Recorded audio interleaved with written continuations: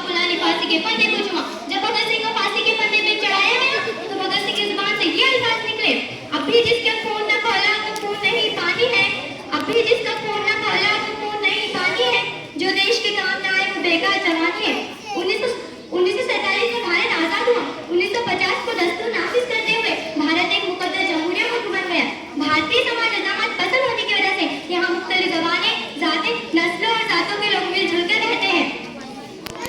हिंदुस्तान को आजाद कराने में बहुत से लोगों ने अपना अजीम रोल अदा किया है। और अगर हम बात करें बहादुर शाह जफर की, तो जब 1857 की जंग में बहादुर शाह जफर को रंगून की काली पार्टी के बीच धकेला गया था तो अंग्रेजों ने ये कहा था, दम दमे में दम नहीं अब खैर मांगो जान की, ऐ जफर ठंडी हुई शमशीर हिंदुस्तान की। तो जफर ने भी क्या खूब जवाब दिया था, गाजियों में भू रहेंगी जब तक ईमान की, गाजियों में भू रहेंगी जब तक ईमान की, तख्त लंदन तक चलेगी टैग हिंदुस्तान की।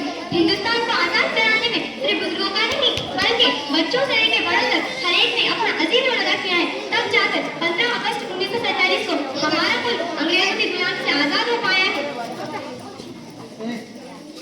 न समझोगे तो मिट जाओगे दुनिया वालों, न समझोगे तो मिट जाओगे दुनिया वालों, तुम्हारी दास्तां तक न होगी दास्तानों में। 15 अगस्त 1947 का ये दिन 15 अगस्त 1947 का ये दिन मुल्क हिंदुस्तान की तारीख का वाज़ी फरमा है, जब गुलामी की तभी का खात्मा हुआ और सुबह आजादी तुलू हुई। ये दिन सिर्फ एक सियासी तब्दीली नहीं बल्कि एक कौमी बेदारी, कुर्बानी और ख्वाती में जीत है। नफरतों के नाम से भी हम तबस्सुम करते हैं, नफरतों के नाम से भी हम तबस्सुम करते हैं, मोहब्बतों के साथ हम तकल्लुम करते हैं। वो वतन से वफादारी का सबूत मांगते हैं, वो वतन से वफादारी का सबूत मांगते हैं, हम वतन पाक से भी तयम्मुम करते हैं। दिल से ना निकलेंगी मरकर भी वतन की उल्फत, दिल से ना निकलेंगी मरकर भी वतन की उल्फत, मेरी मिट्टी